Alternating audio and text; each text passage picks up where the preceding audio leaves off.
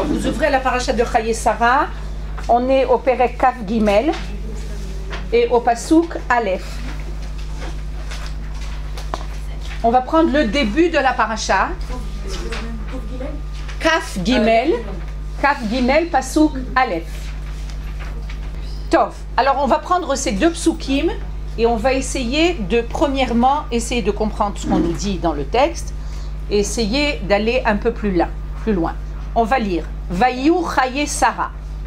Et les années, la Chaye Sarah, la vie de Sarah, était Mea Shana, 100 ans, Esrim Shana, 20 ans, et Sheva Shanim, et 7 ans, Shne Chaye Sarah, les années de la vie de Sarah. Maintenant, on va essayer de faire un petit exercice de...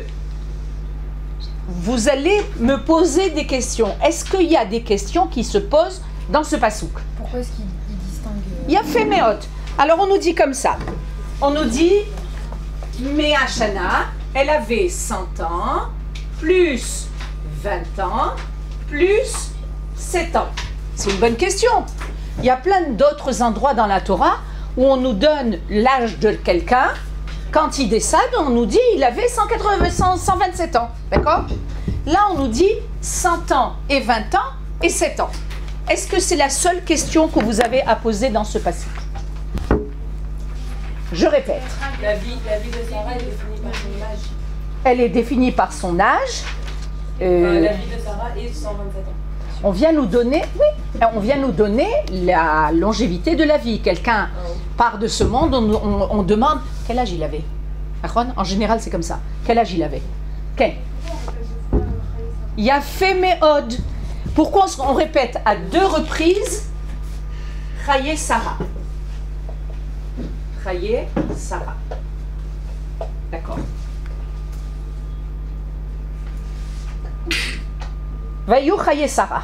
Et la vie de Sarah était de 100 ans, 20 ans, 7 ans, la vie de Chaye Sarah. Shne Chaye Sarah, les années de la vie de Sarah. Tov.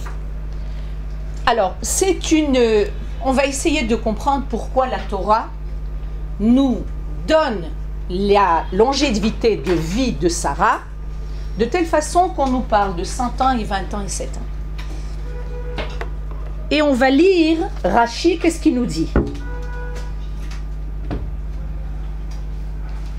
Lekach nirtav shana bechol klal veklal. Lomar lecha. Shekol echad nidrash leatzmo. C'est-à-dire que Rashi nous dit chaque partie de vie a une signification. C'est-à-dire qu'elle avait 100 ans, il y a une signification. 20 ans, une signification. Et 7 ans, une signification. Bat Kouf, elle avait 100 ans, Kebat Kaf. Comme si elle avait 20 ans. Lechet, c'est-à-dire, de quoi on parle? C'est que lorsque quelqu'un a, on nous dit que au niveau des punitions, quand une personne fait un chet, c'est-à-dire une faute, jusqu'à l'âge de 20 ans, il est exempté de punition. Pourquoi? Parce qu'il n'est pas encore à même d'être complètement responsable. C'est-à-dire qu'on nous dit, regarde, un enfant jusqu'à l'âge de 13 ans, tu dois l'habituer à faire les mitzvot. Quelles mitzvot? Tu l'habitues à se laver les mains, tu l'habitues à faire Kriyat Shema, tu l'habitues à prier, Birkat Hamazon. C'est un apprentissage. À l'âge de 13 ans, il est obligé de faire les mitzvot. 13 ans pour un garçon, 12 ans pour une fille. Mais est-ce qu'il est responsable de ses actes? C'est-à-dire que si par exemple un enfant de 15 ans, je vous donne un exemple, va casser la vitre du voisin avec une pierre. Il y a des gosses qui sont des petits démons. Il prend une pierre et il va casser la vitre du voisin. Est-ce qu'il va être responsable de ses actes et est-ce qu'il sera obligé de payer la vitre du voisin? Nos sages nous disent non. Qui est-ce qui va payer? Les parents. Pourquoi? Parce qu'à l'âge de 15 ans, il n'est pas complètement responsable de ses actes. Quand est-ce qu'il devient complètement responsable de ses actes? À l'âge de 20 ans. C'est-à-dire qu'il y a... Là, ce qu'on nous dit, c'est que Sarah, quand elle avait 100 ans, elle était propre de Chataïm, c'est-à-dire propre de péché, comme si elle avait 20 ans. C'est-à-dire c'était une pureté totale, sa déquête, quand on dit exemptée de faute, c'est-à-dire qu'elle était propre de faute. D'accord? Ma bat kaf lochata, share eina batonshim. Rashi nous dit, à l'âge de 20 ans, on n'a pas de onesh, de punition. Af bat kouf belochet. Même quand elle avait 100 ans, elle était sans faute. C'est-à-dire que quelque chose de complètement pur. Ou bat kaf, ke bat zayin. Et là, on nous dit, si à 100 ans, elle était propre de tout péché, comme à l'âge de 20 ans, qu'est-ce qui se passe à l'âge de 20 ans? Elle était aussi belle qu'à l'âge de 7 ans. Et on peut se demander de quoi on parle. En général, une jeune fille à l'âge de 20 ans, elle a une beauté qui est peut-être encore plus belle qu'à l'âge de 7 ans. Mais là, on nous parle d'un yofi, qui est un yofi. Vous savez ce que c'est yofi? C'est une beauté. Ce qui est un yofi, qui est un yofi pas seulement extérieur, mais essentiellement intérieur. Quand on prend une petite enfant de l'âge de 7 ans, d'accord? Même s'il fait quelque chose un acte qui est négatif, il ne le fait pas avec conscience. Il le fait avec naïveté. Il le fait avec naïveté. C'est-à-dire que très souvent, je donne des cours de crinour, d'éducation d'enfants, d'accord? Une maman vient, elle me dit, mais je comprends pas, tu dis une chose pareille. Tu vois mon fils, il prend sa petite sœur et il lui tire les nattes, d'accord? Les tresses. Et elle hurle. Et lui, il est content. Et moi, je m'énerve. J'ai dit, mais tu sais pas que les nattes pour ton fils, c'est comme une sonnerie. Il tire la natte, elle pleure. Il tire la natte, elle pleure. C'est sympathique. Mais ça vient pas d'un mauvais sentiment. Ça vient pas du fait que cet enfant, il est méchant. C'est autre chose. C'est que ça amène une ambiance. La gosse, elle pleure, maman, elle vient, elle se met en colère. Elle est là, au lieu d'être dans la cuisine en train de cuisiner. Elle n'est pas à côté de moi. Alors là, j'ai une sonnerie pour l'appeler. Mais ça vient pas, c'est très fondamental de comprendre les âges des enfants pour comprendre qui ils sont. Quand on voit un enfant de 2-3 ans qui fait quelque chose de mal et que les parents, ils s'énervent au maximum, ils n'ont rien compris. Parce que le gosse, il ne fait pas ça parce qu'il est méchant. Il fait ça parce que c'est intéressant. Et si on va, évidemment, on ne va pas le laisser continuer à tirer les nattes, d'accord? On va essayer de voir pourquoi il tire les nattes et ce dont il a besoin. Et quand ça continue, on va le mettre de retrait, mais pas parce qu'il est méchant. Parce que ça dérange le bon fonctionnement de la maison, de la famille. Qu'est-ce qu'on vient nous dire? Que Sarah, quand elle avait 20 ans, elle était belle comme à l'âge de 7 ans. À 7 ans, il n'y a pas de... elle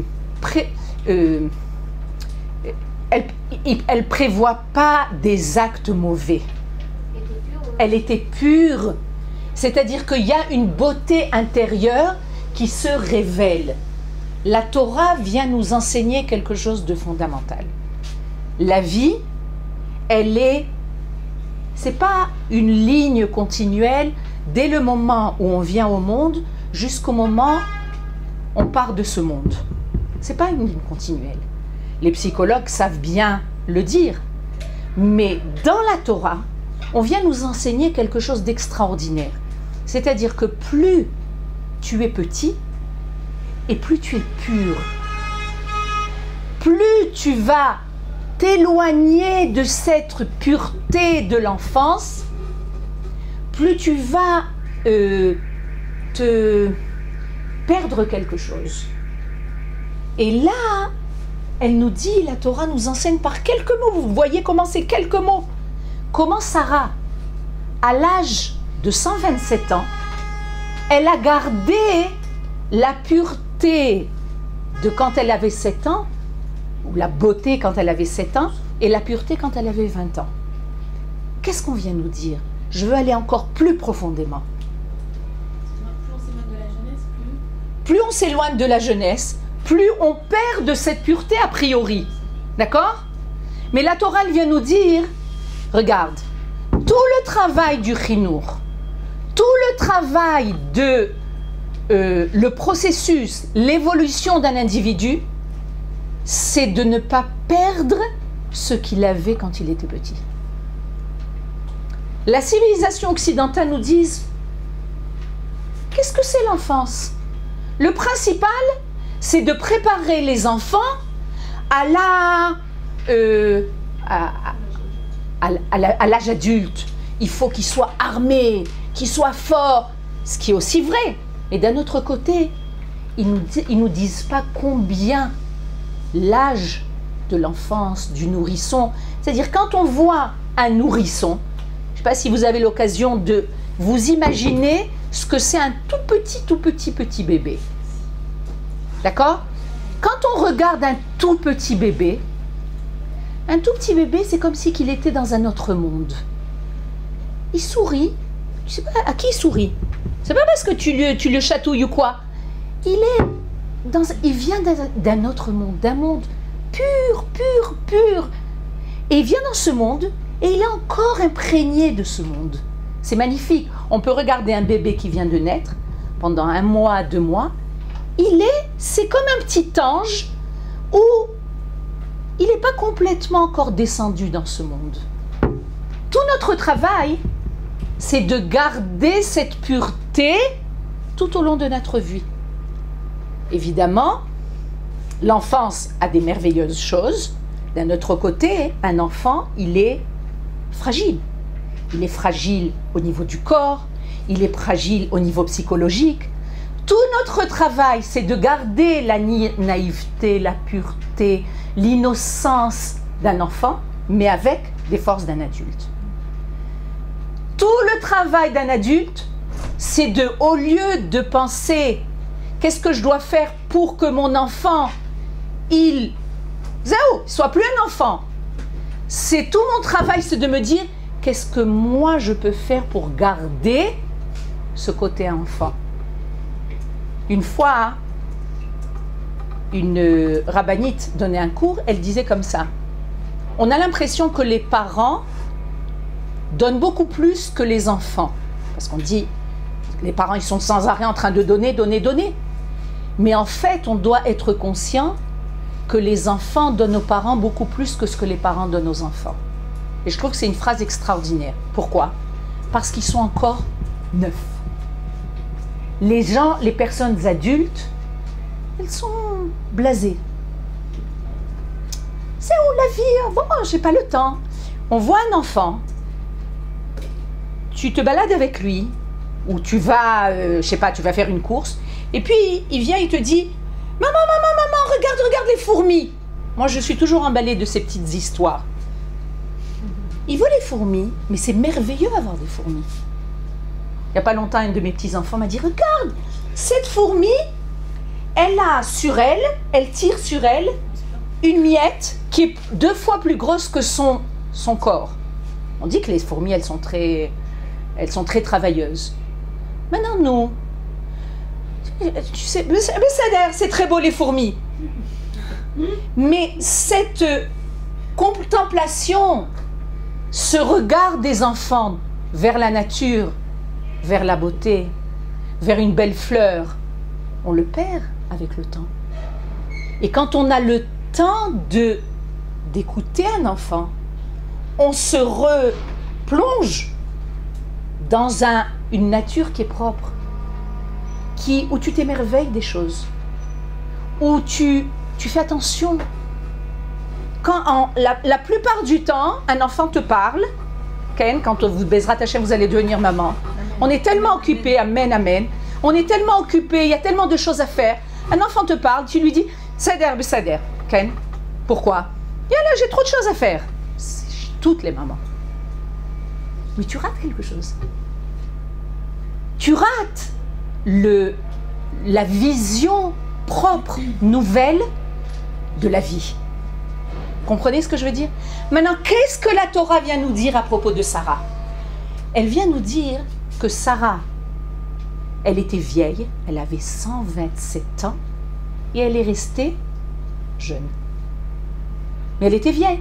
Vous savez, les vieilles personnes où tu te trouves à côté d'elles et tu te dis « Waouh, elles ont le temps, elles s'émerveillent, elles sont sensibles à des tas de choses. » C'est ça ce qu'on doit garder. Slicha, ton nom s'il te plaît. Abigail. Abigail. Quand on dit qu'il faut garder la sensibilité, pourtant le côté adulte de se renforcer, c'est d'être moins sensible justement, non? Non, c'est exactement le contraire. Ah bon? Si on perd la sensibilité de la vie, la sensibilité c'est la vie. Mais maintenant disons qu'un enfant, c'est une sensibilité extrême. C'est-à-dire que son copain, il va lui donner un petit coup, le pousser, ça va être la fin du monde, d'accord? Il va commencer à pleurer, il ne veut pas aller au GAN, tout ce que tu veux parce qu'il est fragile. D'un autre côté, cette sensibilité, plus on va grandir, on ne doit pas... on doit gérer et on ne doit pas la mettre de côté. On doit perdre la fragilité, mais pas la sensibilité. Bédiouk. On doit perdre la fragilité, mais pas la sensibilité. C'est-à-dire, je suis sensible. De voir quelqu'un qui a mal, j'ai mal, mais j'arrive à gérer. J'arrive à ne pas m'écraser devant la douleur de quelqu'un, mais je suis à côté de lui. Si je perds ma sensibilité, il n'y a plus de possibilité d'être... Donc la force d'un adulte, c'est de savoir gérer Exactement. Exactement. Mais ne pas perdre la sensibilité. C'est-à-dire avoir les forces pour pouvoir supporter cette sensibilité. La plupart du temps, on voit des jeunes enfants, même au niveau physique, ils sont très souvent malades. Les petits enfants. L'angine, la bronchite, et il faut faire attention, ils prennent froid. Plus un enfant est petit, et plus il est malade. Je dis, mais regarde, c'est un enfant qui est maladif. Non, il est petit. Il n'a pas encore de force, de protection. Notre travail, c'est de le protéger. Mais plus il va grandir, et plus il va avoir la possibilité d'affronter ce qui vient de l'extérieur. C'est le rôle des parents. C'est-à-dire que si les parents ne font pas ce travail-là, ils faillent à leur travail. Tu dois donner les forces à ton enfant de pouvoir affronter le monde, mais sans perdre toutes ces qualités particulières de l'enfance. D'accord? Donc là, oui. Vous dites que Sarah a gardé toute sa jeunesse, même au bout de 120 ans, elle était super belle. Mais comment vous pouvez expliquer, par exemple, les personnes qui sont là dans ce monde et qui ont, par exemple, 20 ans et qui en paraissent 30 ans? Comment ça se fait qu'il y a des personnes qui sont jeunes avec l'âge, mais sur eux, physiquement, ils sont... Premièrement, là, ce qu'on dit, je pense pas que... On dit que Sarah, elle était d'une beauté extraordinaire à tel point que lorsqu'ils ont été obligés de quitter Israël pour aller en Égypte, parce qu'il y avait la famine, Abraham, il la cache dans une boîte. Pourquoi? Parce qu'il savait qu'elle était tellement belle que tout le monde allait la vouloir. Là-bas, c'était des gens, c'est pas un problème. Même si c'est la femme de quelqu'un d'autre, on la prend quand même. Donc elle avait une beauté particulière. Mais là, on nous parle aussi d'une autre beauté. C'est-à-dire que même si tu vois quelqu'un qui prend de l'âge et qui est plus vieille et qu'elle n'a pas, elle n'est pas comme elle était comme elle avait 20 ans, mais la beauté intérieure va émaner d'elle et elle va apporter à cette femme ou à cet homme quelque chose de beau qui apparaît extérieurement. C'est-à-dire tout notre travail, c'est de garder cette beauté intérieure qui va se refléter extérieurement. D'accord? Je t'ai répondu? Non, alors j'ai compris, j'ai senti. Redis ta question. Ouais, un être humain, par exemple, voilà, j'en ai 24 et j'en parie 30. Okay. Comment ça se fait que... Comment ça se fait qu'il y a des personnes qui sont jeunes par l'âge et par l'apparence, elles sont plus âgées? Ou le contraire. Ou le contraire. Il y a des gens qui ont 30 ans et tu leur donnes 18 ans. Voilà, c'est ça. Okay. C'est quoi? Chacun apparaît autrement. Est-ce que c'est la beauté intérieure qui reflète plus vers l'extérieur, donc on paraît plus jeune alors qu'on est plus vieille, ou c'est... Et qu'est-ce que vous en pensez? Moi, je pense que Non. Une influence de l'intérieur. c'est pas exactement ça, mais je pense qu'il y a quand même une influence. Mais est-ce que pour l'auto, ça apparaît sur... Je pense pas que c'est obligatoire. Parce qu'on voit des petites jeunes filles, Ken, qui peuvent avoir, j'ai en tête comme ça, qui peuvent avoir 16-17 ans, Ken. Elles en paraissent 12 ans, ou bien elles en paraissent 25 ans. C'est-à-dire, il y a quelque chose de très personnel. Qu'est-ce qu'on va faire avec ça? Ben, il y en a qui vont très bien gérer ça. Ils vont dire, oui, j'ai 24 ans, je parais 30 ans. Il y a quelque chose qui est beaucoup plus stable, beaucoup plus calme. Ken? Est-ce que c'est par rapport Ça dépend sur quel point. Oh, au vécu de la personne? aussi. Je pense qu'il y a quelque chose qui se... Absolument. Je pense qu'il y a quelque chose qui se reflète de l'intérieur. Ça, c'est évident. C'est évident. Moi, mon idée, c'est jamais combattre ce qu'on a. C'est-à-dire, on vient avec des données. On vient avec un visage. C'est notre visage. C'est ce qu'Akadosh Baruch Hu nous a donné. Il y a des gens qui combattent. Évidemment, on peut se maquiller, il y a quelque chose qui va ressortir, il y a quelque chose... Ça, oui. Mais d'un autre côté, il ne faut pas se dire « j'aurais voulu être autrement ». Qu'est-ce que je fais avec ce que j'ai, ce qu'on m'a donné? Comment je gère ça? Comment je mets à profit? Si j'ai 24 ans et que j'en parais 30 ans, ça prouve qu'il y a quelque chose qui est mûr, qui est adulte. Ken, ça peut être un compliment. Quand on dit à quelqu'un « Waouh, tu parais 30 ans », je sais très bien que j'ai 24 ans. Donc j'ai quelque chose qui est quand même qui est adulte en moi. C'est que j'émane de moi quelque chose de mature. Okay? Mais comment ça se fait qu'en tant que femme, c'est si difficile à gérer ça par rapport aux hommes qui, je sais pas si c'est peut-être juste un gros cliché, mais l'âge. Sans vouloir faire de généralité ou parler au nom de nous toutes ici, mais c'est quand même difficile en tant que femme de s'accepter, ses traits, son faciès, tout. Alors qu'on a pourtant conscience que voilà, c'est loin d'être le plus important et que si on est aussi réunis ici, c'est parce que voilà, on a conscience qu'on n'est pas qu'une enveloppe charnelle. Mais pourquoi alors on n'arrive pas à se détacher de ça? Qu'est-ce qui fait? Il y a fait, tout à fait. Alors le fait de ne pas se battre, de ne pas aller contre, c'est aussi s'accepter soi-même. Bien sûr. Et le fait de s'accepter, on va faire refléter à l'autre. Absolument. Le fait de, Absolument. Absolument. Ce que Bérénice disait, j'adhère complètement. On grandit, on évolue dans une société qui ne supporte pas les choses qui sont différentes. On veut avoir des... en hébreu, on appelle shtanz. Comment on dit une shtanz? Des stéréotypes. Une belle femme, elle doit être comme ça.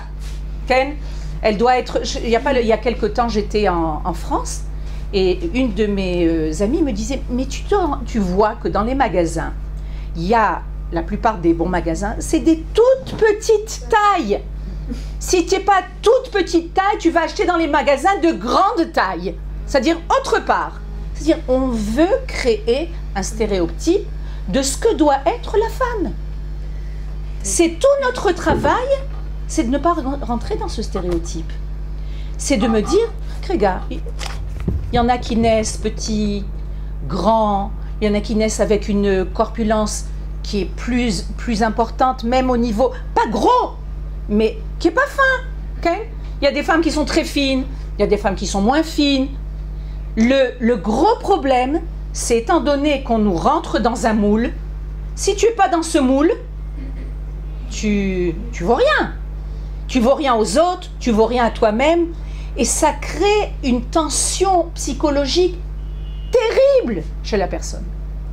Et c'est le gros problème. La Torah, elle vient nous dire, chaque individu est une âme qui vient dans ce monde avec une enveloppe qui convient exactement à ce qu'elle doit faire apparaître dans le monde. Pourquoi il y a quelqu'un qui vient grand, petit, gros, pas gros? Pourquoi? C'est très précis. Il n'y a rien de plus précis que ça. Tout notre travail, c'est de se dire, Akrega, Kadosh Baruch Hu, tu m'as créé comme ça. Je suis comme ça, j'accepte. Plus tu, comme Delphine disait, plus tu vas t'accepter. Et plus tu vas être consciente que c'est exactement ce que Kadosh Baruch Hu a voulu créer en toi, plus tu vas émaner quelque chose, une assurance. Je dégage quelque chose. Je suis comme je suis. On voit des gens qui peuvent être des mannequins magnifiques. Elles ont exactement les mesures des mannequins, grandes, minces et tout ça. Mais c'est pourri à l'intérieur. Une fois que tu as dépassé l'enveloppe extérieure, tu ne veux pas te rapprocher d'une personne pareille. Taï, oui. Si je peux me permettre, en fait, je pense que tout le monde... Je peux demander de l'eau? Je vois qu'il y a une bouteille d'eau ici. Ouais, avec plaisir. S'il y a des verres, parce que ici... Ah, regarde, Sarah. Sarah. Non, je pense que ça doit être qu'ils sont sales. Hein? Parce qu'ils sont sales. Oui, Zéo, j'ai besoin d'un verre. D'Araba. Merci, Sarah. Ton nom? Lévana. Je pense que tout le monde a compris en réalité la vérité dont on vient de parler, qui est en fait la recherche de garder la jeunesse absolue. Nous, on a parlé de l'enfance et nous, on a compris que c'était la sensibilité. Et quand on parle de la société actuelle, ils ont en fait mal interprété la chose, à vouloir l'extérioriser par la chirurgie esthétique, etc. Mais en réalité, on a tous compris le principe, c'est juste qu'ils l'ont mal interprété dans la façon de vivre et on se laisse nous aussi influencer. Il y a fait méode. Exactement. Tout notre travail, la société occidentale, on a parlé de ça, je pense, la semaine dernière, ou il y a 2 semaines, c'est la civilisation de Yéfet. Vous vous rappelez qu'on a parlé de ça? Yéfet, l'Occident, Yéfet, c'est le Yafé. Tout ce qui est beau.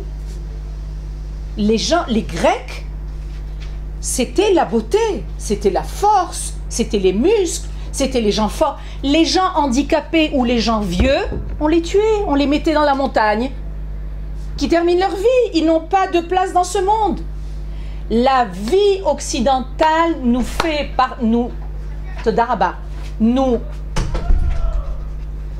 nous fait penser que la chose la plus importante, c'est le côté extérieur.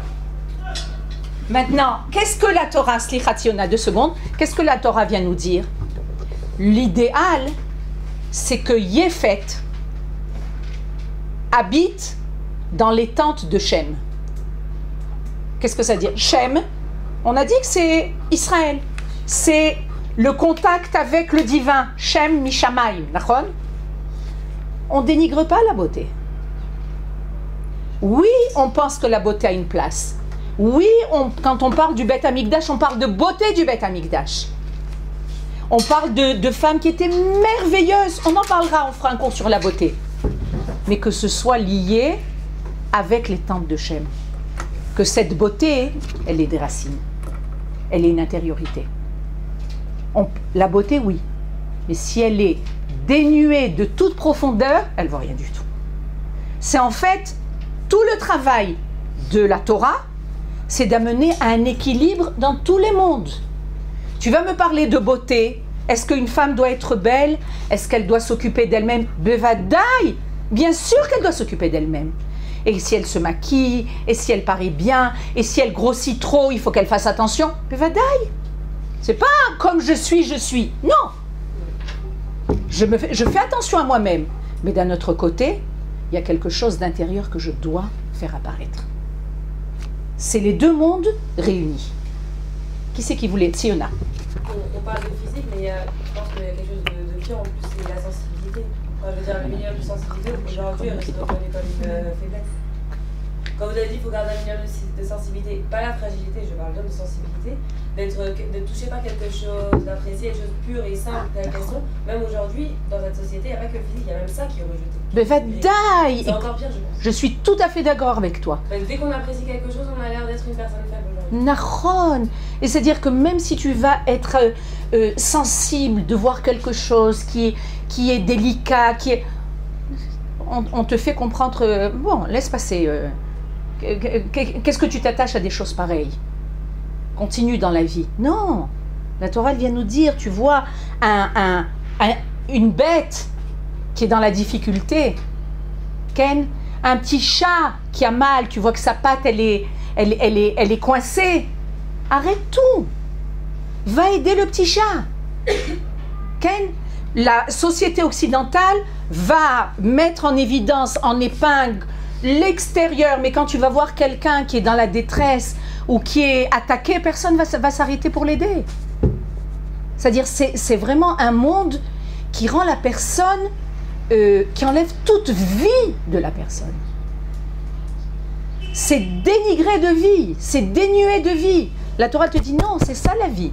Shne chaye Sarah, les années de la vie de Sarah, elles sont comme les années de la vie de Abraham. Chaque année avait un contenu extraordinaire. Chaque année. Maintenant, est-ce que je peux comparer ma vie quand j'ai 10 ans jusqu'à l'âge de 20 ans ou quand j'ai 20 ans jusqu'à l'âge de 30 ans? Non, pas du tout. Mais savoir vivre de façon pleine, entière, chaque période. Pourquoi les femmes, elles se font la chirurgie esthétique? Quand il y a des rides. Parce que je veux être jeune. Je veux continuer à être jeune. Rakrega, mais il y a quelque temps, ma mère elle me disait, ma fille, tu sais, tu as un petit peu de rides. J'ai dit, les mamans, elles n'aiment pas voir les filles vieillir parce qu'elles, ça les rend encore plus vieilles. D'accord? Alors je lui ai dit, maman, c'est la profondeur. Quand on est très jeune, on est lisse. Tout est lisse. Quand on vieillit, c'est une autre façon de voir. Il y a de la profondeur même dans le visage. Les rides, c'est de la profondeur. Je dis, ma, c'est pas beau, il faut enlever ces rides. Non, c'est beau. Est-ce qu'il n'y a que les rides qu'on voit? Non, on voit autre chose aussi. On voit quelque chose de mûr, de plus calme. Ken? Chaque période a une beauté qu'il ne faut pas passer. Quand vous êtes à un âge, vous allez vous dire, oui, mais moi, ce que je veux, c'est être maman, avoir des enfants. Nahon, c'est vrai. Mais ce que vous vivez maintenant, une femme qui est mariée, qui a des enfants, ne vit pas ce que vous vivez maintenant. Ça veut dire qu'il ne faut pas être maman, avoir des enfants. Bêtard qu'il faut être maman et avoir des enfants. Et il n'y a plus de liberté. Pour le moment, vous avez du temps pour vous, libre, faire des choses qui vous conviennent. Il ne faut pas regretter. Il ne faut pas regretter. Le regret n'amène à rien. Il faut vivre chaque période avec, en se disant, c'est ce que Akadosh Baruch Hu a voulu que je vive. Nahon, j'aurais pu peut-être être mariée quand j'avais 20 ans en France, maintenant j'aurais eu 3 ou 4 enfants. Mais quelle maman j'aurais été? Vous comprenez? Cette évolution que je suis en train de passer, elle va avoir une influence pour tout le restant de ma vie. Il faut voir les choses dans le bien. D'accord?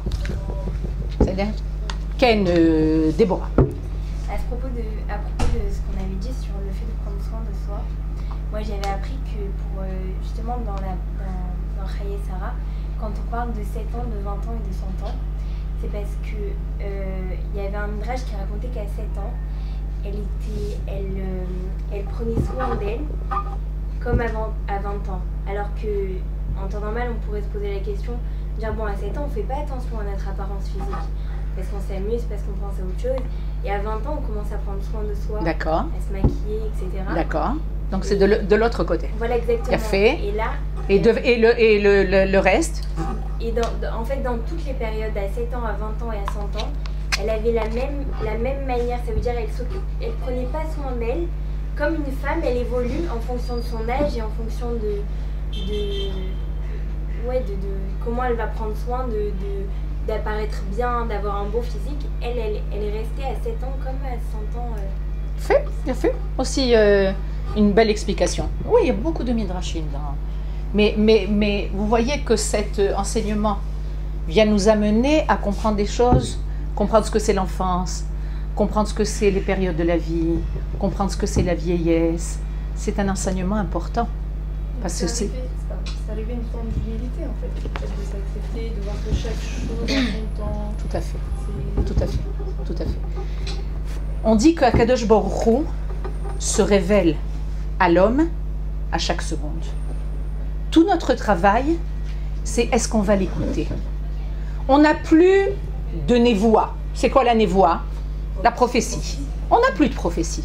On n'a plus de prophètes. On a des grands talmides, des chachamim, des grands rabbins. On n'a plus de prophètes. Et on se dira, Tréga, comment on va avoir un contact avec Akadosh Baruch Hu? Il est super présent dans notre vie. On fait énormément de choses parce que c'est Akadosh Baruch Hu qui nous a dit de le faire. Je ne le vois pas. On fait Shabbat. On veut écouter sa Torah. C'est que Bémet, il a une importance énorme. Mais comment est-ce que je vais écouter ce qu'il veut me dire? Il me parle.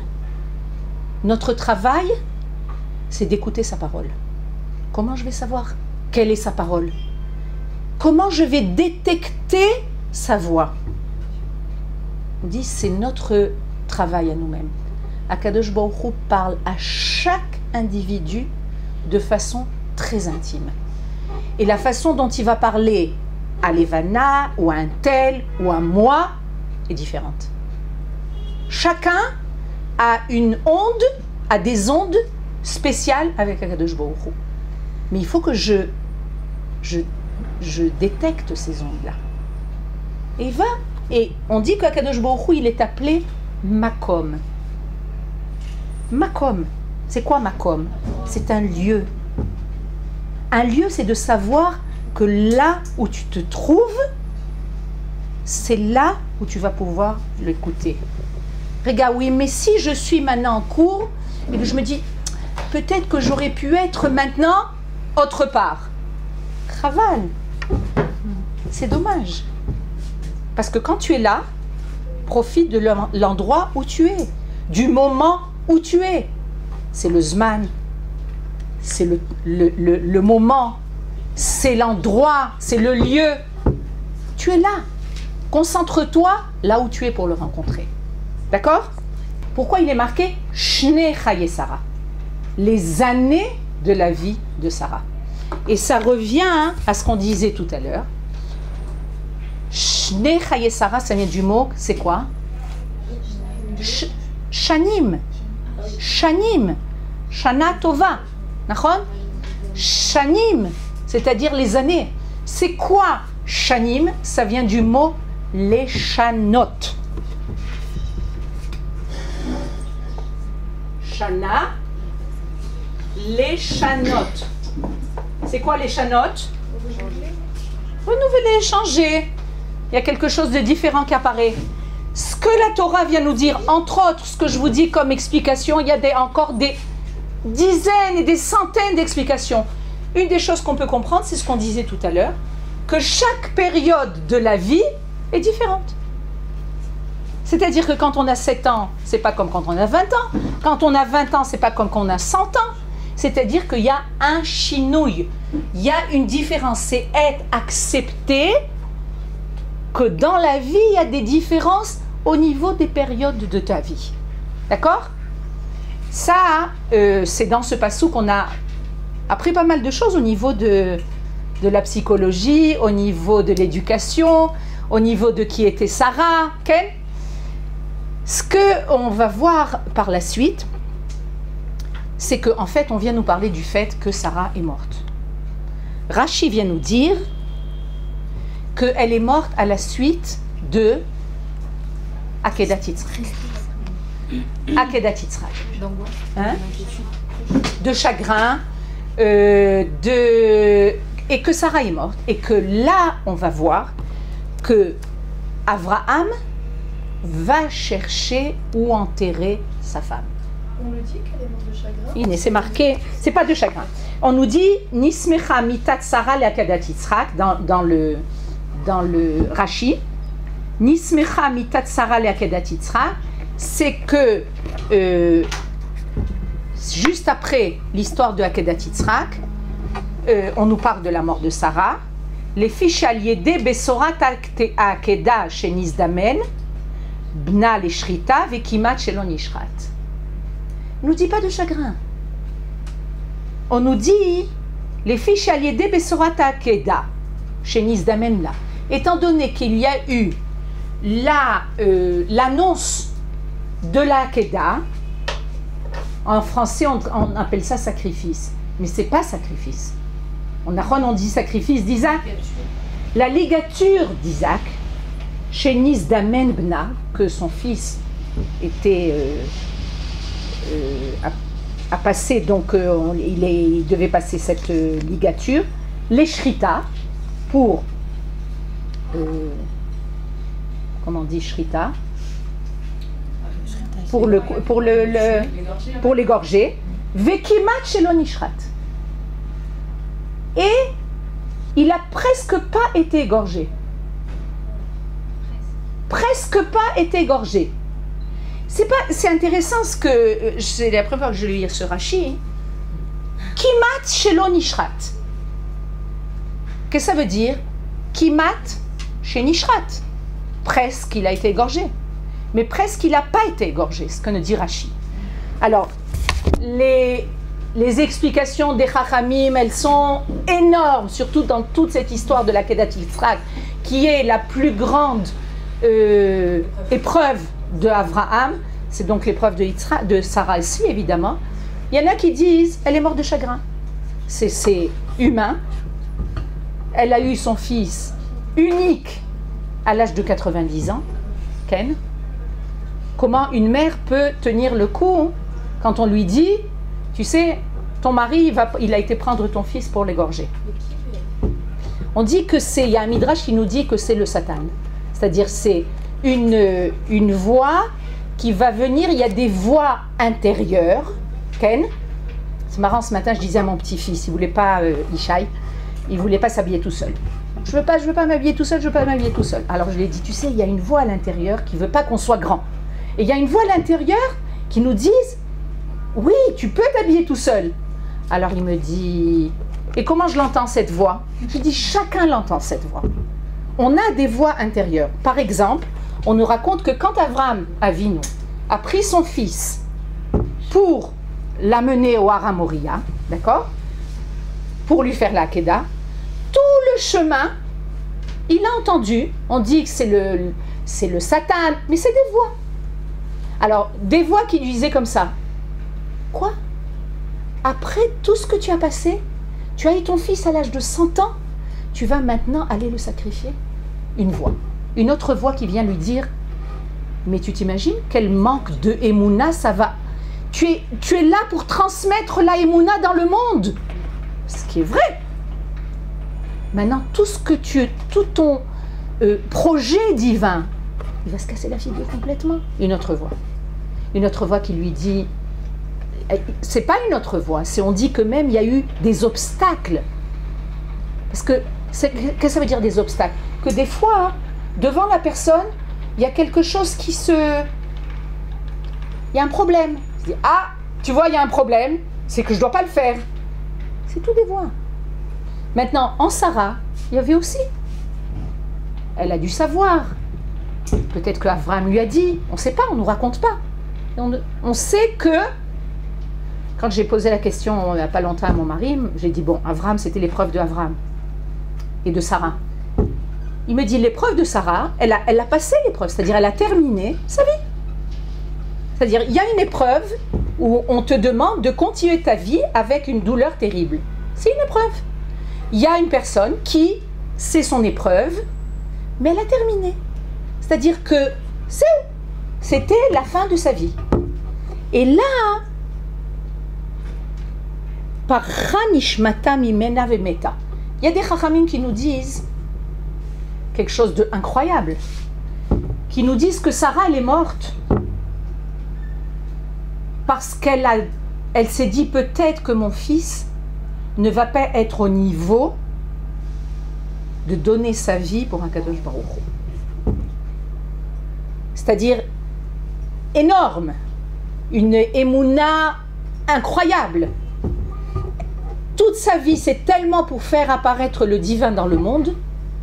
Elle s'est donnée, je ne sais pas qui est le Parshan, qui est le Chacham qui dit ça, qui dit qu'elle a eu peur que son fils ne tienne pas le coup dans cette épreuve. Et que là, à quoi ça sert de vivre si ce n'est pas pour faire la volonté divine? C'est dur. Bon, mais c'est tout. Il y a beaucoup de niveaux d'explication. Maintenant,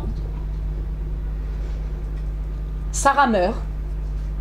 Et tous les psukim, pendant de longs psukim, très longs psukim, des dizaines de psukim, qu'on ne va pas lire parce que c'est bémet long, je vais juste un peu lire.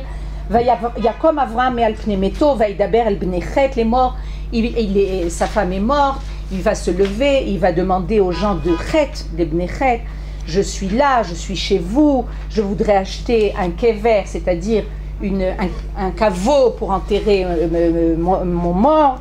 Et ils vont lui proposer toutes sortes de caveaux pour enterrer sa femme.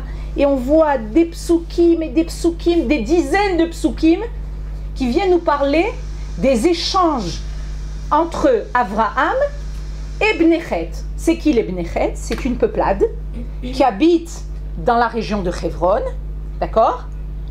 Et Avraham, et on lui dit, voilà, on a plein d'endroits à te donner. Et Avraham dit non, je veux tel endroit. Il veut un endroit très particulier. Mais en fait, Avraham Avinu vient transmettre à nous, au monde, à travers toutes les générations, que Sarah, c'est la continuation de Chava. C'est ça le principe. Akadosh Baruch Hu a créé une femme. On n'a pas eu le cours sur Chava, mais une partie des filles, tout le mois de Elul, on a étudié sur Chava. Akadosh Baruch Hu a créé une femme qui est le prototype idéal de la femme dans le monde. Cette femme a fauté. Elle s'appelle Chava. Mais avant la faute, c'était le prototype. C'était ce que Akadosh Baruch Hu a voulu créer dans le monde. Qui c'est cette femme? Il faut étudier Chava. C'est Em Kol Chai, la mère de toute vie. C'est Ezer Kenegdo, celle qui va aider le mari. C'est, on nous dit que Chava elle était particulièrement belle. Que Chava, elle a été créée. Il y a énormément d'histoires sur Chava. Chava, elle a été créée avec. On nous dit, il y a Midrash qui nous dit comme ça. C'est que quand Akadosh Baruch Hu a créé Chava, il a créé Chava, il a vu d'où il allait la créer. Alors il a dit, il y a un Midrash qui nous dit, si je la crée des yeux de Adam Arishon, elle va être curieuse, d'accord? Si je la crée des mains de Adam Arishon, elle va vouloir toucher chaque chose. Si je la crée des pieds, elle va vouloir sans arrêt à l'extérieur. D'où il a créé? De la côte, l'endroit le plus caché. Le plus caché de l'homme. Alors on nous dit, bon, mais pourquoi on nous raconte tout ça? Dis-nous qu'elle a été créée de la côte et on comprendra que c'est l'endroit le plus caché. Nos sages nous disent, c'est pour que tu comprennes que dans la femme, il y a tout ça. Il y a la curiosité, et il y a la volonté de sortir, et il y a la volonté de toucher à chaque chose. C'est, Ken, tu touches le tissu, tu touches... Ken, ça fait partie d'elle. Il y a la volonté de la... Quand quelqu'un, il touche à chaque chose, qu'il est curieux, vous savez qu'est-ce que ça prouve? C'est qu'il est plein de vie.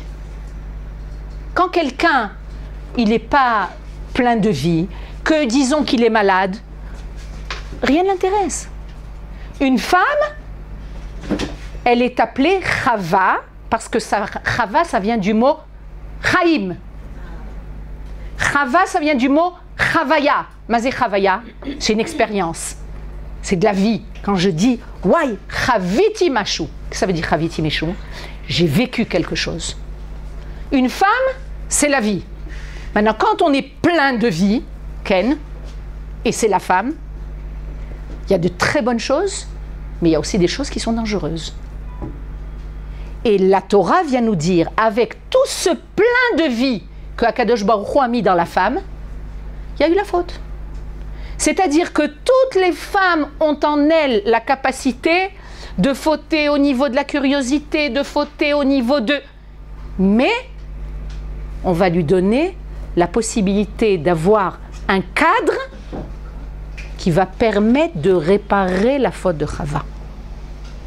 C'est pour ça que Avraham Avinu va venir faire une négociation énorme pour enterrer sa femme à la Meharat HaMarpela. Et à la Meharat HaMarpela, 2 secondes, Myriam. À la Meharat HaMarpela vont être enterrés Avraham et Sarah, Yaakov et Yitzhak et Rivka, Yaakov et Léa. C'est pas Stam. C'est pas Stam. C'est-à-dire qu'on est le peuple qui a comme projet, comme but, de ramener toute l'humanité à un monde avant la faute. Quand on dit ça, on dit quel défi! Oui, c'est notre défi.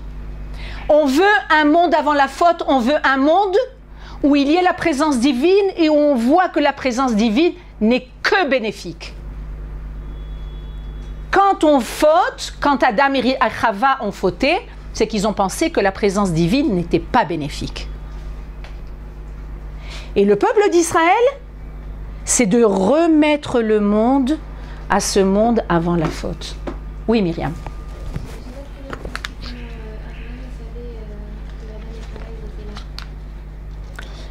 Comment ils savaient qu'ils étaient là?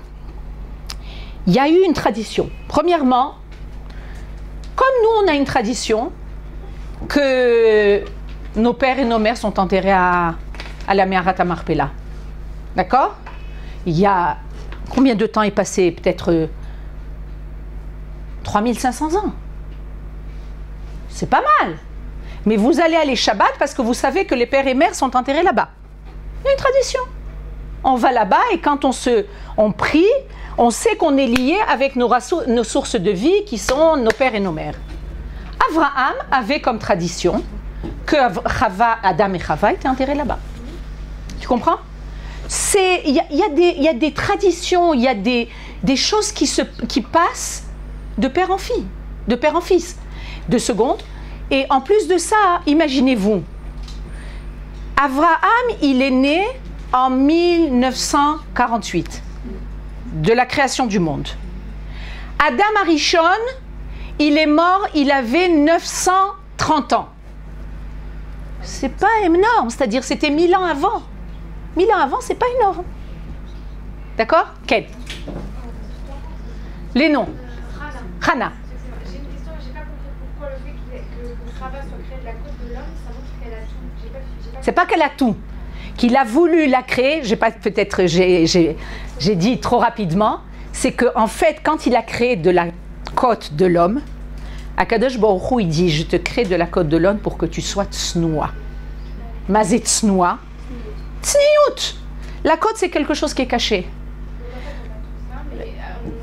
Il y a féméot, c'est-à-dire que ce que Akadosh Baruch Hu veut de toi, tu es pleine de vie, tu es pleine de beauté, tu es pleine de force, tu es pleine de possibilités d'amener énormément de choses dans le monde. Fais ça betsniout. Tu comprends? C'est-à-dire, j'annule pas le fait que tu sois curieuse. C'est bien d'être curieux. La curiosité, c'est pas quelque chose de négatif en soi. Mais fais-le.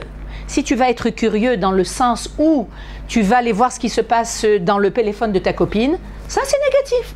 Si tu vas être curieux dans le sens où tu vas vérifier qu'est-ce qui se passe au niveau de ton enfant, comment il travaille, c'est pas de la curiosité. D'accord? Vas-y. Et ton nom? Alia. Alia. C'est juste par rapport à la question de Myriam, c'est l'emplacement des caveaux de Meharat HaMarpela. C'est uniquement une tradition, il n'y a aucune source écrite.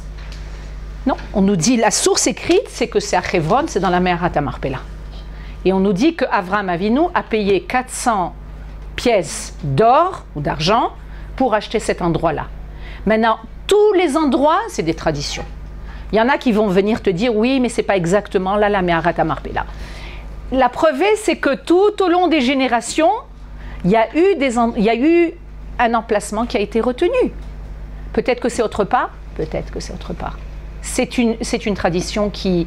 C'est comme le Kever Rachel. Il y en a qui vont dire, non, c'est pas là Kever Rachel.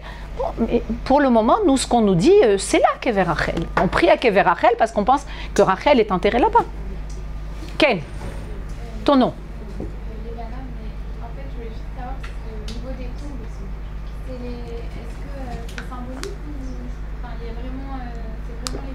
Ah oui, oui, c'est vraiment les tombes. Tout à fait. Tout à fait. Ils sont enterrés très en profondeur. Ce que vous allez voir, ce que vous voyez à la Merat HaMachpelah, vous voyez un genre de... C'est pas là-bas. Ils sont pas dans le cadre. Non, ma pitom. Ils sont bien à l'intérieur. Bevadaï, et très profondément, parce qu'il y a certainement des couches de terre depuis des milliers d'années qui ont dû se ramasser au fur et à mesure.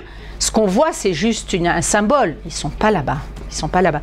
C'est pour nous montrer, comme quand tu vas dans un cimetière où tu vois une tombe, Ken, mais ce que tu vois, le mort, il n'est pas sur la tombe, il est bien à l'intérieur. D'accord Ilana. Moi, je voulais dire, c'est que je crois qu'il n'y avait que Adam et Chava, comme on a dit, ils ont été enterrés, depuis Adam et Chava, il y a eu d'autres gens qui étaient morts qui devaient savoir que eux deux étaient enterrés là-bas, et personne, à part Abraham, a voulu être enterré là. C'est que je ne comprends pas, les gens autour, c'était pas leur projet aussi. Enfin, pas du tout. Comment expliquer qu'ils Parce qu'ils ont intéressés par ça? Il n'y a pas eu d'écho. Il n'y a pas eu d'écho. Le peuple d'Israël porte en lui un écho. C'est un écho divin. C'est-à-dire qu'on va parler de quelque chose et dans notre âme, on va se dire « Ouais, c'est exactement ce que je ressens ». Chez Avraham Avinu, quand il a découvert le Créateur dans le monde, il a fait le rapprochement entre Adam et Chava et avec l'écho divin qu'il avait reçu. Il y a un sens à l'histoire. Le peuple d'Israël porte en lui cette possibilité de voir une continuation dans l'histoire. Adam et Chava, bon, il aurait pu se dire, ils sont morts il y a 1000 ans, j'ai aucun rapport avec eux. Non, Adam et Chava, Avraham Avinu a compris que si Akadosh Baruch Hu nous parle de la création du monde, dites-moi, vous savez que finalement toute la Torah, elle a été donnée pour Israël. D'accord? On étudie la Torah. Les 5 livres de la Torah ont été donnés pour le peuple d'Israël. Mais il y a 2 parachiotes qui ne parlent pas du tout d'Israël. C'est les 2 premières parachiotes. Bereshit et Noach. Pourquoi on nous parle de Bereshit et Noach? Qu'est-ce qu'on va tirer de cet enseignement que Dieu a créé le monde en 6 jours et qu'il a dit à l'homme de ne pas manger de l'arbre de la connaissance? Qu'est-ce qu'on va tirer de tout ça? Imaginez-vous, ces 2 parachutes par rapport à des dizaines et des dizaines de parachutes.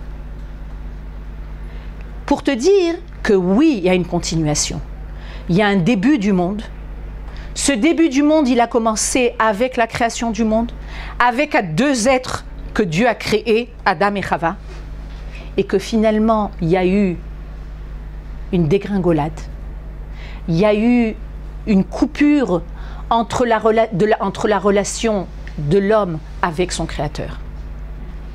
Quand l'homme a fauté, l'homme s'est coupé de sa source de vie. C'est coupé. C'est comme si qu'il y avait eu, zéro, on est fâchés, on n'est plus ensemble. Maintenant, tout le travail, ça a commencé avec Avraham Avinu et ça continue avec tout le peuple d'Israël jusqu'à notre génération. De nous dire, notre travail, c'est de remettre le lien, de recréer le lien, de reconstituer ce qui a été cassé. On travaille. Le peuple d'Israël, c'est un peuple qui a compris le travail. Le travail qui est un travail lourd, avec énormément de responsabilités. Mais Dieu a choisi ce peuple-là pour remplir cette responsabilité. Et il lui a donné aussi les forces. Il lui a donné aussi la capacité avec la Torah. Ken? On ne peut pas dire, par exemple, il y en a qui disent oui, mais c'est pas juste, les goïms n'ont pas la Torah. Non. Mais ils ont un autre rôle. Nous, on a un rôle qui est un rôle de reconstituer le lien. Vous comprenez? Donc Avraham Avinu, qui a compris qui était Adam et Chava, Qui étaient ces êtres nés de Dieu? Ces êtres qui sont apparus dans le monde avec tout l'idéal divin qui devait apparaître. Qui s'est cassé la figure? Il y a eu la faute, il y a eu la cassure. Abraham Avinu vient déclarer au monde, vient déclarer à nous, quand on l'étudie. Vous savez, je vais enterrer Sarah à la Me'arat HaMarpela parce que Sarah, c'est la continuation de Chava. C'est celle qui va réparer la faute de Chava. Sarah? Oui, Sarah. Et après Sarah, Rivka, Rachel, Léa, Sarah, Myriam, Tali, toutes les femmes. Toutes les femmes du peuple d'Israël.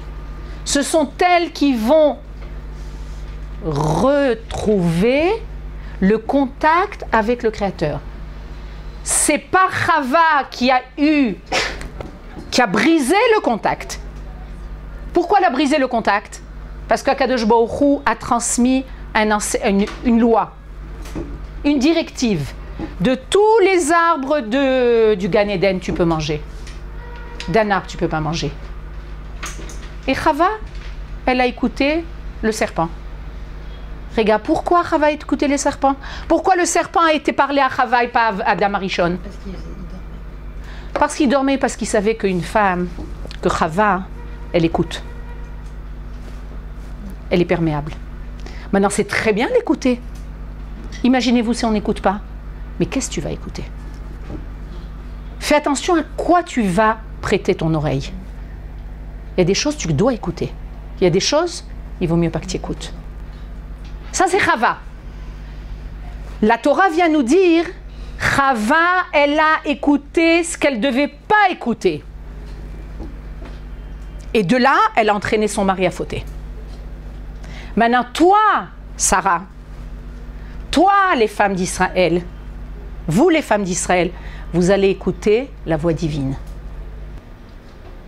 Et cette voix divine, c'est ça qui va réconcilier le monde d'en haut et le monde d'en bas. Est-ce que c'est clair?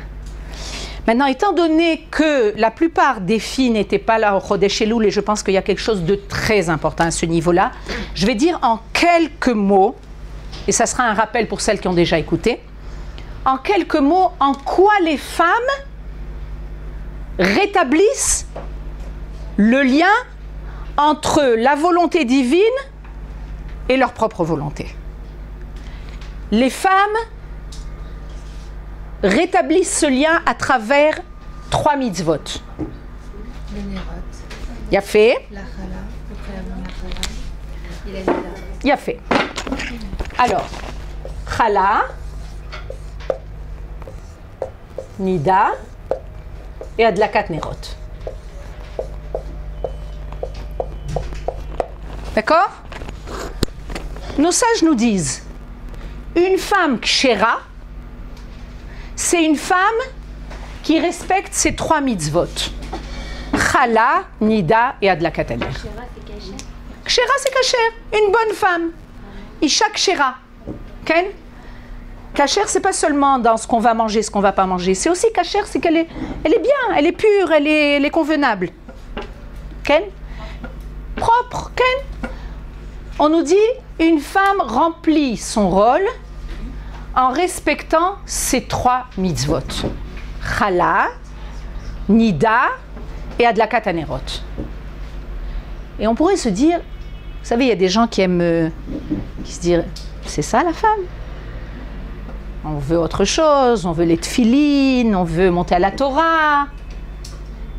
Et en fait, si on arrive à comprendre de façon profonde qu'est-ce que ça veut dire, ces 3 mitzvot, on a compris en fait comment la femme répare la faute de Chava.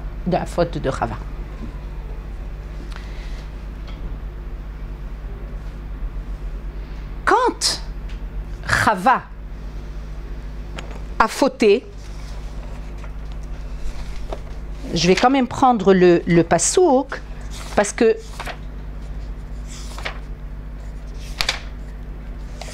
נתרזה.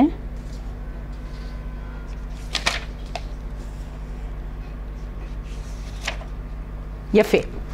Il y a un pasouk qui est, si vous voulez, la source, c'est dans le Perek Gimel et le pasouk Vav. Perek Gimel, pasouk Vav.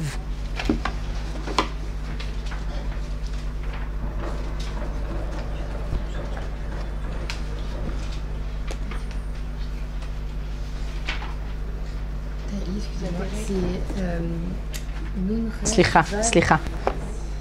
C'est Adlakat Nerot. Nun Resh Vav Taf. Nerot. Vous êtes avec moi? Le pasouk Vav au Perek Gimel. Et il est marqué comme ça. Vatere Aisha.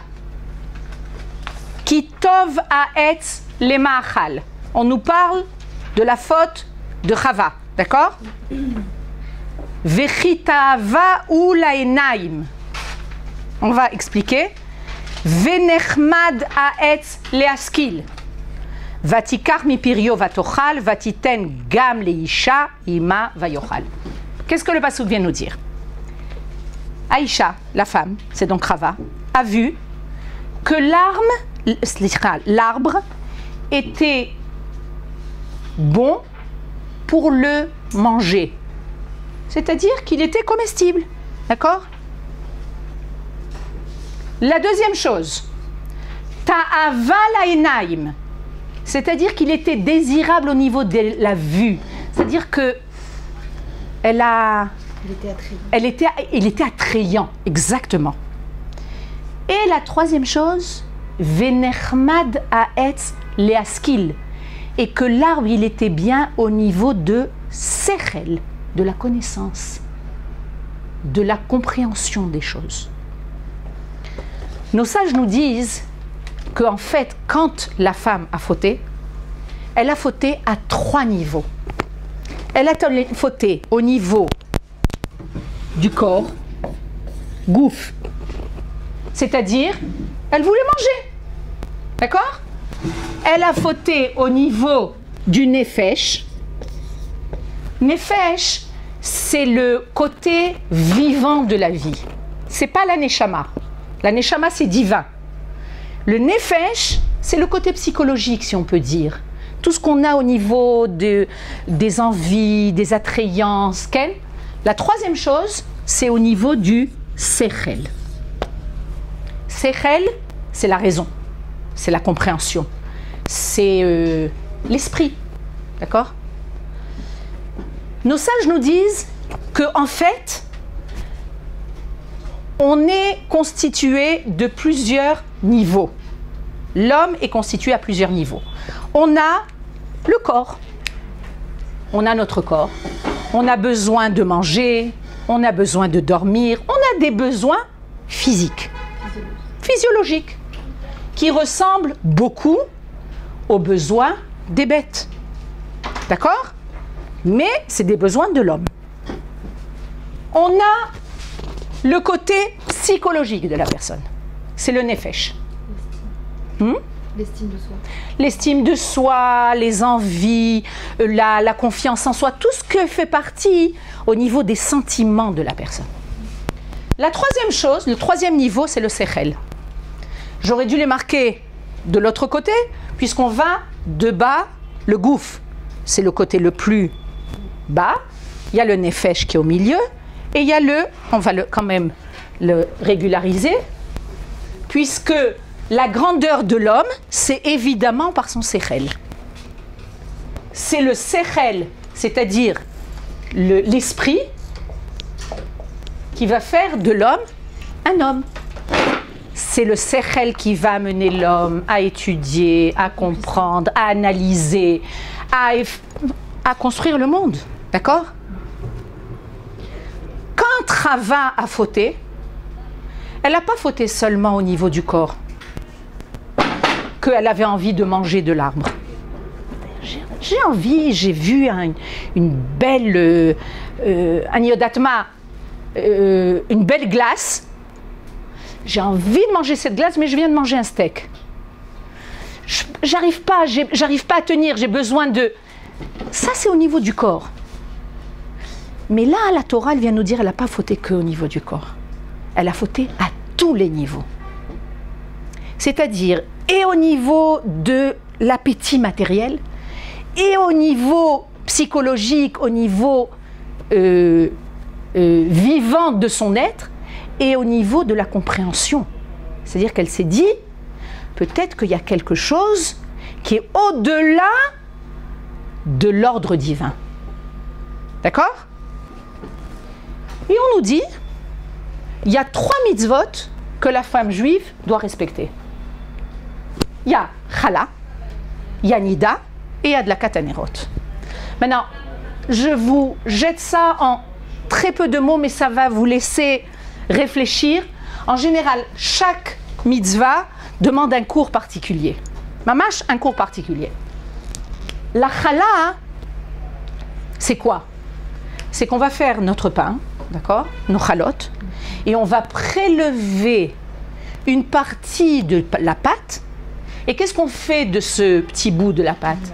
On la brûle. Il y a fait, on la brûle. Pourquoi on la brûle? Parce qu'en fait, on devrait la donner aux Kohanim. Au temps du Beth Amikdash, chaque femme qui faisait ses chalotes, elle prélevait une partie des chalotes qu'elle donnait aux Kohanim. D'accord? C'est-à-dire que sa nourriture était élevée par le fait qu'elle donnait une partie de sa nourriture à ceux qui s'occupent au service divin, du service divin. D'accord? Maintenant, on n'a plus de Beth Amikdash. On prend une partie de la pâte et on la brûle, on la met dans 2 sachets de plastique, on la jette et on fait une bracha. Qu'est-ce qu'on vient dire par là? On vient dire que oui, on a le corps, on a le côté matériel, oui, on a des besoins, mais tous mes besoins vont avoir une prise, un lien avec le divin. Comment on avait le lien avec le divin? On était en contact avec les Kohanim. C'est-à-dire que la nourriture que je vais consommer, c'est une nourriture qui va prendre source du divin. C'est-à-dire qu'il n'y a pas de matériel. Elle vient de dire comme ça, la femme. Il n'y a pas de matériel qui est dénué de quelque chose de spirituel. Comprenez ce que ça veut dire? C'est-à-dire que si je nourris mon corps, d'accord? Je nourris mon corps pour que mon corps ait des forces pour faire quelque chose dans le monde. Le matériel a de la force s'il est lié constamment avec l'âme. Oui, j'ai un corps, mais mon corps, il évolue, il vit, il bouge grâce au fait que j'ai une âme divine en moi. D'accord? Est-ce que c'est clair? Bien fait. Quand elle va faire la frachat chala, elle va relier le matériel avec le monde spirituel, avec le divin. C'est son travail. C'est ce que la femme juive... Moi, pendant des années, je me suis dit, mais qu'est-ce que c'est ces mitzvot de la femme juive? De prendre un petit morceau de pâte et de dire, par là, je remplis mon rôle en tant que femme juive et je répare la faute de Chava. C'est une histoire de dingue. Non, mais c'est symbolique. C'est-à-dire, ça concerne toute la vie. Tout. C'est-à-dire que lorsque je fais cet acte de prendre une partie de ma nourriture et que je la consacre au divin, je rallie, je fais en sorte que le matériel y soit en connotation avec le divin. C'est que quand je vois, j'installe le divin dans ma maison. Mais dans ma maison, il y a du matériel. Il y a une table, il y a des chaises, il y a un tapis, il y a un lustre. D'accord? Il y a le matériel. Non, mais ça dépend qu'est-ce que tu fais avec ce matériel. Est-ce que pour toi, le plus important, c'est de faire entrer le tapis et le divan et ou bien, est-ce que ça doit être relié constamment avec le divin? C'est-à-dire, tu donnes place à quelque chose que tu ne vois pas, mais qui est essentiel. C'est comme ça que tu vas élever tes enfants. Est-ce que tu vas élever tes enfants dans le sens, oui, il faut que tu sois belle, il faut que tu t'habilles, il faut que tu sois attirante. Pourquoi tout ça? Lema. Tu sois belle, peut-être que tu sois belle. Il faut que tu sois bien sûr. Tu sois attirante, oui, si Dieu veut, quand tu seras mariée, tu seras attirante pour ton mari. Pour le bien. Vous comprenez ce que ça veut dire? C'est ça la chala. C'est-à-dire que ça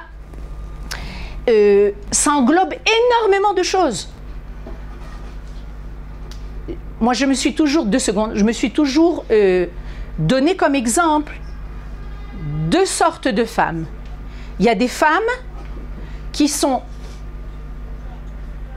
sans arrêt en train de râler dans le rôle qu'elles ont en tant que femmes.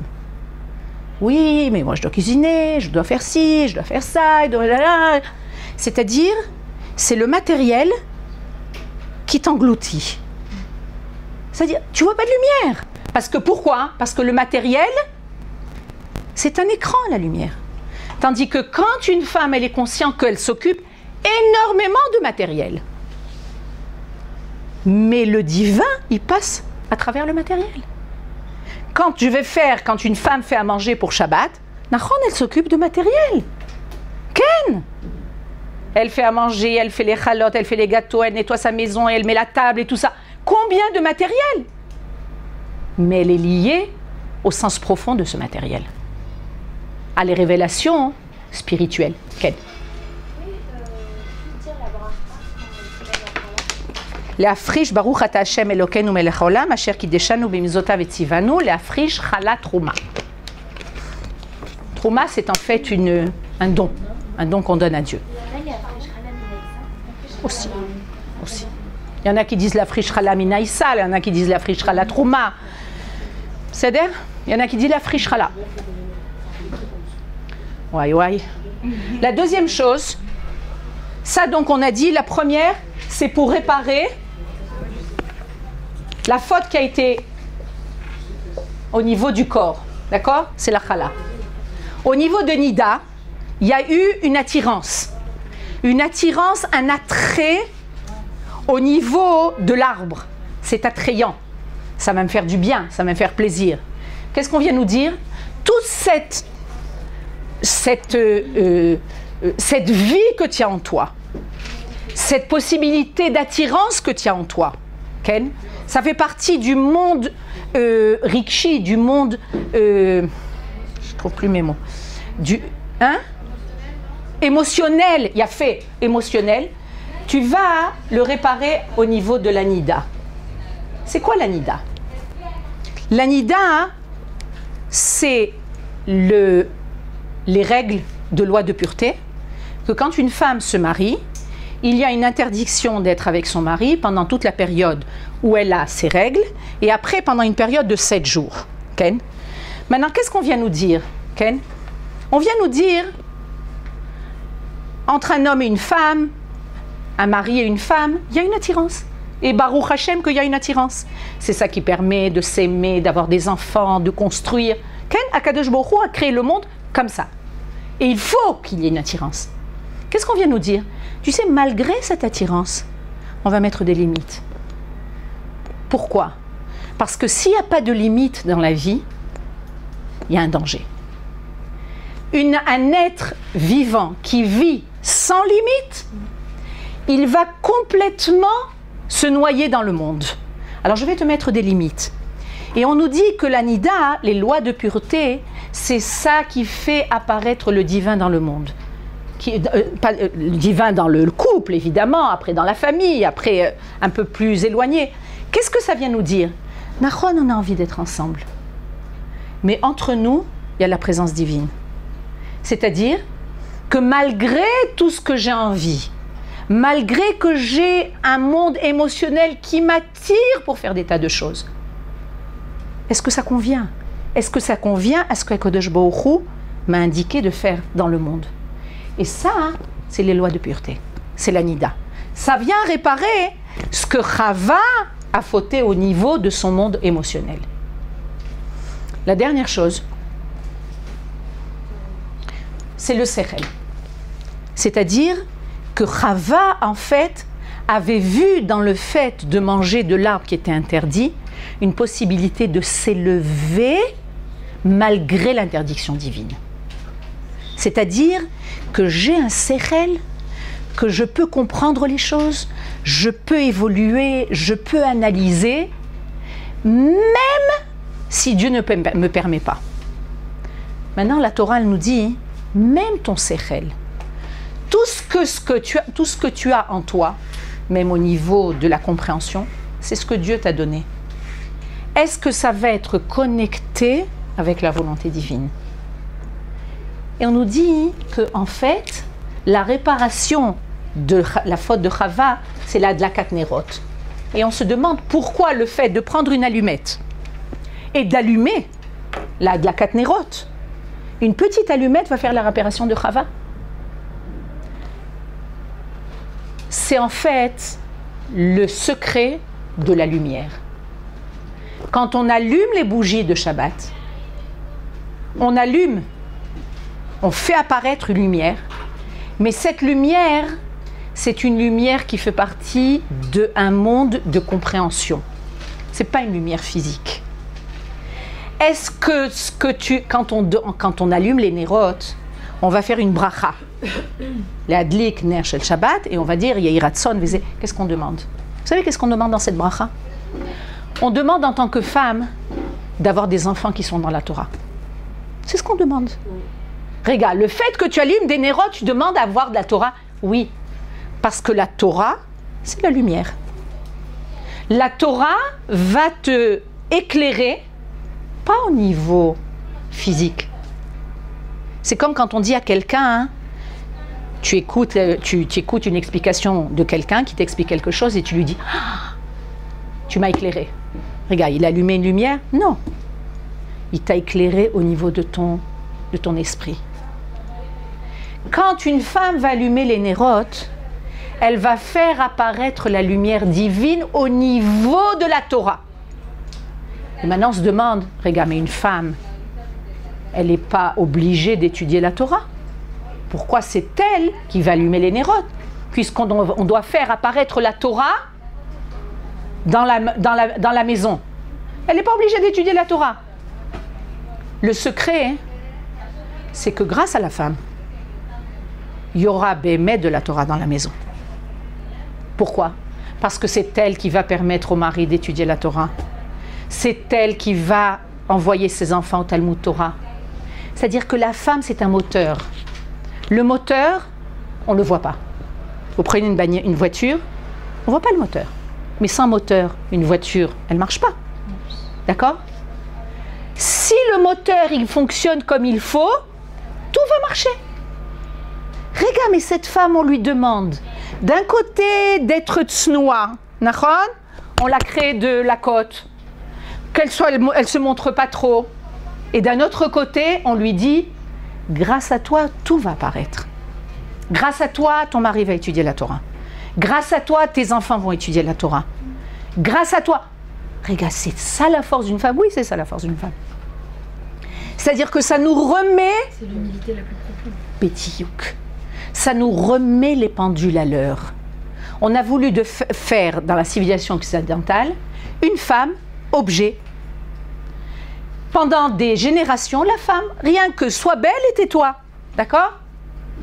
La Torah nous dit, une femme, elle a une force extraordinaire. Regardez ce que nos mères ont fait. Il faut étudier l'histoire de nos mères pour comprendre qui sont les femmes. Mais elles ne sont pas en avant. Elles sont humbles. Elles construisent à l'intérieur. C'est pas important qu'on ne parle pas de moi dans le journal. Je m'en fous qu'on ne parle pas de moi dans le journal. Le principal, c'est que Bémet, mon mari, il fonctionne comme il faut. Mes enfants, ils fonctionnent comme il faut. Qu'il y ait une stabilité dans la maison. Qu'il y ait un équilibre mental. Qu'il y ait une joie de vivre. Ken, c'est ça. Est-ce que la femme, elle va recevoir ça elle va comprendre ça pour pouvoir faire apparaître ça dans sa vie? On va arrêter là.